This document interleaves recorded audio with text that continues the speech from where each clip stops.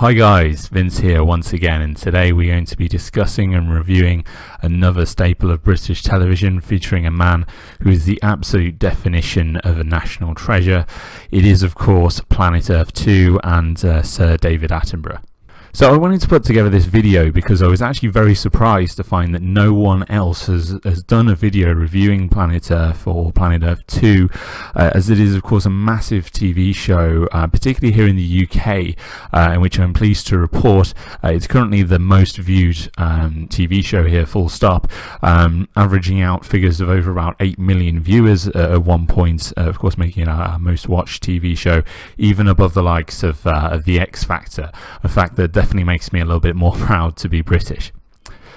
For those of you that aren't familiar with Planet Earth 1 or 2, it's essentially the BBC's flagship nature documentary TV series. It documents some of the most awe-inspiring events of nature, as well as some of the more reclusive and exotic animals that you may or may not have come across, and provides a narrative into the everyday struggles of just existing and getting by for these animals, as well as some of the more interesting habits that they have, which have never previously been documented before. The series itself is composed of 6 episodes of about an hour each, documenting some of the world's varied terrains, with the likes of islands, mountains, deserts, cities in this particular series, and it really looks at what's changing and what's featured within these geographies, such as natural phenomena, changing of the seasons, and some of the odder phenomena they face. The series reportedly took a team of about 40 people 10 years to make, with this team now immediately beginning work on Planet Earth 3 and allegedly hoping to complete it before Attenborough turns 100, according to the Telegraph. For reference, Attenborough is now 90 years old, and Planet Earth 1 took about 10 years to put together, being released in 2006. Attenborough is of course probably the world's most famous nature documenter, and Planet Earth is renowned for its ability to provide an in-depth perspective into the lives of these animals that would otherwise completely go under the radar for the general public. So much so, in fact, that as I mentioned, several of the scenes and several of the animals documented here, particularly in Planet Earth 2, have never actually been recorded before. This is completely uncharted territory. We have the luxury of looking into animals such as the snow leopards in their natural habitat, tracking them going through their habitats, something which is becoming increasingly difficult, as unfortunately the snow leopard is of course a highly endangered animal at this point, and other natural phenomena such as what's sometimes referred to as a mega swarm of locusts, featuring literally billions of locusts going across various farmlands in, I believe it's Madagascar, and of course absolutely decimating their farmlands. This is a phenomenon which I believe, if I remember correctly, only happens about every 10 years or so, and they can cover as much as 60 miles a day. Of course, there are a number of absolutely fantastic and incredible moments that happen throughout these series. So much so, in fact, that it would be a very long video if I were to cover them all, and I don't think that would be effective. But what I'd like to do is really just cover some of the habitats and habits of some of these animals we've seen. In particular, for me, the cities episode focused on some of the things such as how leopards and monkeys and even falcons living in New York, believe it or not, have enabled themselves to live, adopt, and even thrive in these environments. One, in fact, focusing on what's called a living city in Singapore. It features a number of very large trees and habitats that are built around these large structures, and it shows how animals can, as I say, not only survive but thrive in these environments. This struck a personal note for me as living here in London, what's sometimes referred to as one of the Western megacities. The urbanisation of the world and the growth of these mega cities is a constant narrative. So it's great to hear about cities that are not only tolerating but embracing the natural world rather than ignoring it. On this note, some of the endangered species I've discussed briefly, such as a snow leopard, are obviously it's obviously a very sad thing to hear and quite a bitter pill to swallow. As of course, as humanity grows, typically a number of these animals begin to struggle.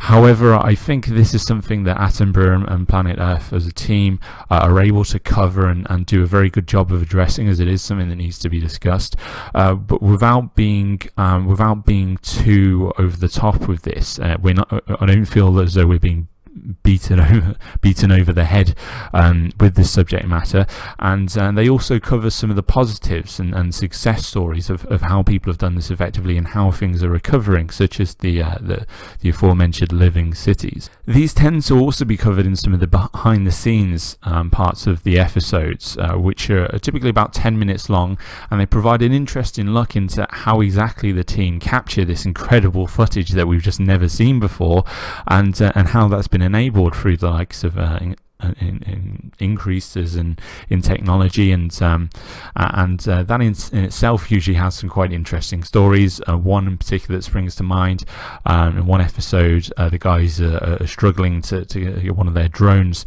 off the ground, and there's a torrential rainfall, and I believe it actually disables the drone.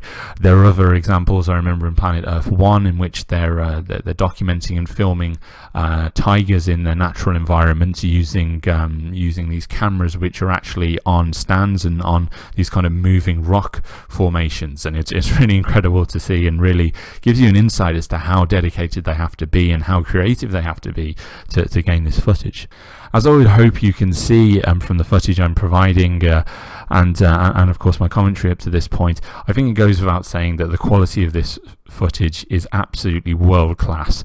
So much so, in fact, that The Independent was recently quoted as saying, "It is undoubtedly the greatest TV nature documentary to date, and there's a strong case for it being one of the best TV series, full stop." Planet Earth 2 currently also has an absolutely stellar rating of 9.8 on IMDb, so clearly The Independent aren't the only ones that think so, and I would absolutely agree with this sentiment. I think it's just incredible that we're able to have this TV show, and I think it's just it's an absolute privilege. As a side note, it's also worth pointing out that this is the first ever BBC series to be shot in Ultra HD or 4K, as it's also known.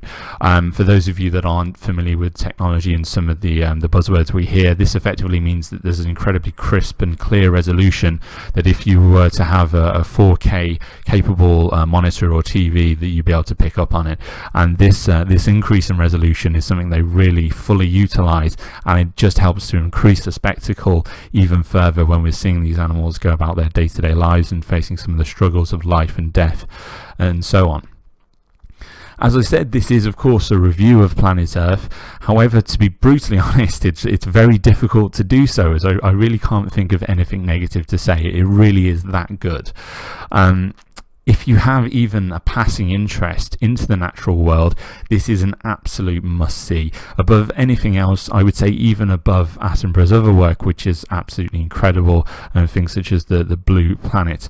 So even if you don't have a strong or active interest in the natural world, the sense of spectacle and the natural struggle that these animals face on a day-to-day basis is a story that's told in an utterly endearing and neutral perspective without being overly dramatic, and I think that's something that we can all relate to, just that feeling of trying to get by and make things work.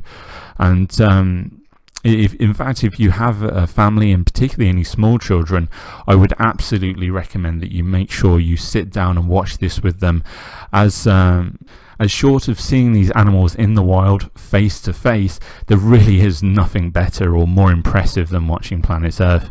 And in fact, it reminds me of when I was a child and I used to see these programs, as we're fortunate enough to have for free in the UK, and of course seeing wildlife in the flesh as a child. It really does, it takes you back to that, and the enthusiasm and the passion that they have for their work really comes through in that respect.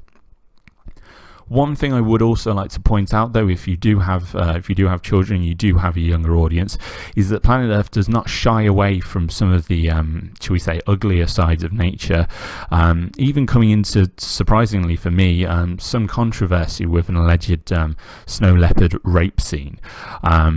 Some papers have reported on this slightly in a apparently tongue-in-cheek nature, but I do think there's a valid point there, in as much as there are some darker episodes where they feature some of the struggles that these animals face, and some of the more, shall we say, ingenious methods they have of surviving.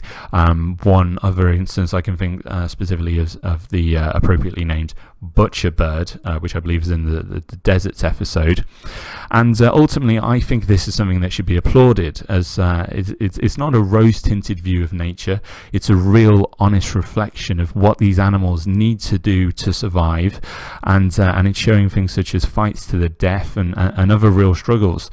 However, if this is something you are concerned about younger eyes seeing, then perhaps it's best to leave it till your kids are a little bit older, or maybe even just watch ahead, just to make sure that you can perhaps regulate that or put it into some form of perspective. However, ultimately, of course, that's your decision, not mine. So I would just like to finish off and really summarize by saying that the Planet Earth series does an incredible job of providing a looking glass into the natural world. And as I say, if you're anything like me and you live in a big city, into what seems to be, without being too cliched, a constantly emerging urban jungle, then it's a very precious thing to see this world. It's something I feel that I don't get much of a chance to see, and I hope that's something that we continue to have the opportunity to see for many years to come, both with the Planet Earth team and through other documentary series. So that just about wraps up everything, guys. I sincerely hope that you enjoyed Planet Earth 2 and my review as much as I did. If you do want to see more content like this, then don't forget to like and subscribe, as I'd love to do more of this with your support, and if we receive a positive response in this video. And let me know, what did you think of some of the darker scenes here, the butcher bird, the water buffalo fight with the lions? Do you think this is an appropriate reflection of what we should see, or is it perhaps a bit too dark and something that should be that should be avoided to some extent? Let me know what you think in the comments below. Thanks for watching, and we'll see you again next time. Cheers.